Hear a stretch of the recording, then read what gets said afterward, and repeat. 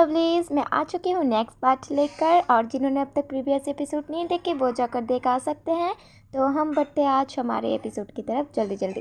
Let's start. तो कहानी के स्टार्ट में हमें आयरिस को दिखाया जाता है जो कह रहे थे आज का वेदर सच में बहुत अच्छा और मुझे अच्छा लगेगा बाहर घूमकर, लेकिन मेरे पास जो एक कपड़ा था वो भी मेड ने धोने के लिए ले लिया।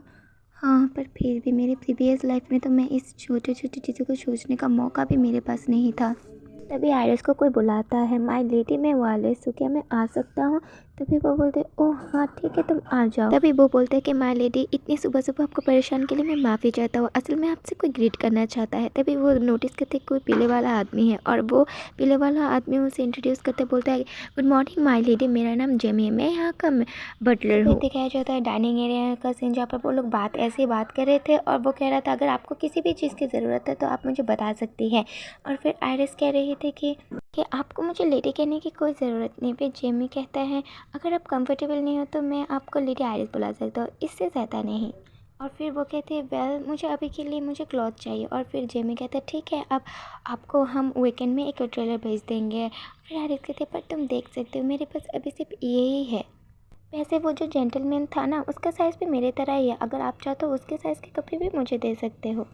फिर रेसल कहता है कि माय लेडी वो तो ठीक है पर फिर भी बहुत मैन के कपड़े, क्या आप ये सब ठीक रहेगा आपके लिए? फिर वो सोच रही थी कि कैसे केविन कहा था कि ये उसका सेफ हेवन है और फिर वो कह रहे थे आफ्टर ऑल मुझे ही मेरे इस सेफ हेवन को बनाना पड़ेगा। तभी फ्लैशबैक ख़त्म होता है और फिर आयरिस कहती है हाँ ये ठीक है, क्या ये मैटर भी कहता है मैं अपने यहाँ उसमें क्या पहनूँ?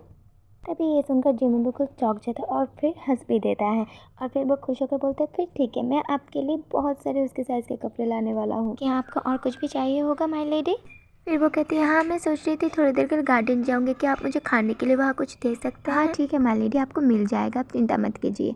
और फिर आयरिस कह रहे थे वैसे मुझे कितना फ्रीडम मिलेगा इस मैनर पर? फिर वो लोग तो थोड़ी देर के चौंक जाते हैं और फिर कहते हैं माय लेडी ये आप ही का ही हाउस है, आप बिल्कुल ऐसी बात मत कीजिए। तभी वो खुश होकर बोलती है अच्छा फिर ठीक है कोई बात नहीं शुक्रिया। फिर सीन चेंज होता है, आयरिस गार्डन पर आ चुकी थी और फिर वो कह रही थी हाँ कितना प्यारा है, अच्छा हुआ कि मैंने डिसाइड किया कि मैं यहाँ पर आ जाऊँ। फिर वो बैठते हुए कह रही थी ये कपड़े थोड़े लूज़ है पर कोई बात नहीं कंफर्टेबल भी हैं। फिर उसे थोड़ी मुश्किल हो रही थी अपने अम्ब्रेला पकड़ने में और फिर वो कह रही थी अच्छा होता अगर मेरे पास थोड़े और हाथ होते। फिर वो फिर से खुश होकर कहते कोई बात नहीं मैं इतनी छोटी बातों से टेंस नहीं होने वाली। फिर कोई तो आता है जो उसका छतरी पकड़ लेता है और फिर वो देखती है कि ये तो हमारा काय है और फिर वो कहती है हाँ काय ये तो तुम हो। तभी केविन प्यार से उसे देखते बोलता है लगता है तुम ब्रेकफास्ट में स्वीट खा रही हो, तुम्हें कैसे पता कि मैं यहाँ पर हूँ? तभी केविन कहता है कि मैं अभी दौड़ कर आ रहा हूँ, मुझे पता चला मॉर्निंग में तुम्हें जिमी मिलने आया था।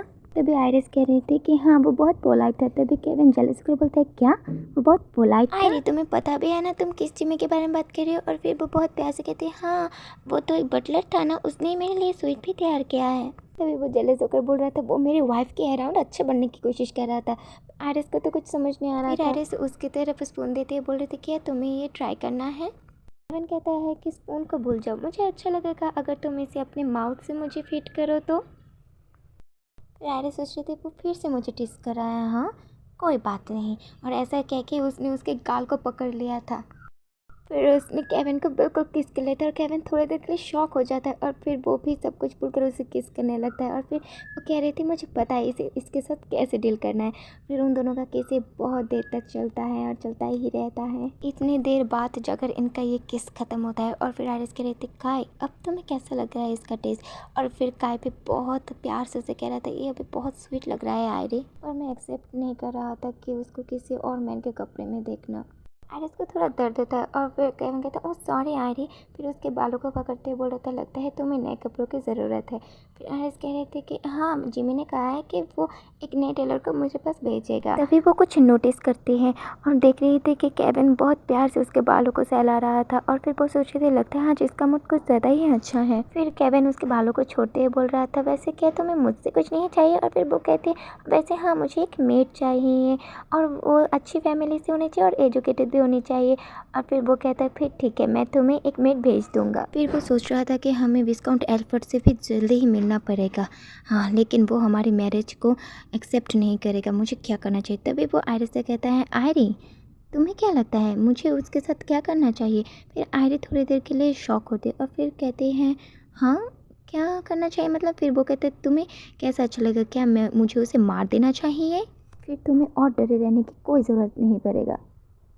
तो यहाँ पर ही मैं अपना एपिसोड ख़त्म करती हूँ गाइस। आगे की पार्ट भी बहुत बहुत मज़ेदार है। मैं इस वीडियो पर ही वो देने वाली थी, बट वही मेरे पास अभी कुछ दिन तक टाइम नहीं होने वाला है गाइस। प्लीज़ एडजस्ट कर लीजिएगा, स्टे कनेक्टेड और मुझे ऐसे सपोर्ट करते रहिए। और अगर इसका नेक्स्ट पार्ट आपको जल्दी चाहिए और यानी आज ही चाहिए, तो फिर आप लोग मुझे कमेंट कर सकते हैं और सब्सक्राइब कर सकते हैं, ताकि मैं समझ पाऊँ आप लोग कितना एक्साइटेड है इस पार्ट के लिए। और मैं घर आकर देखूँगी आप लोगों ने क्या किया है। तो अच्छे से रहेगा, खुश रहेगा, बाय।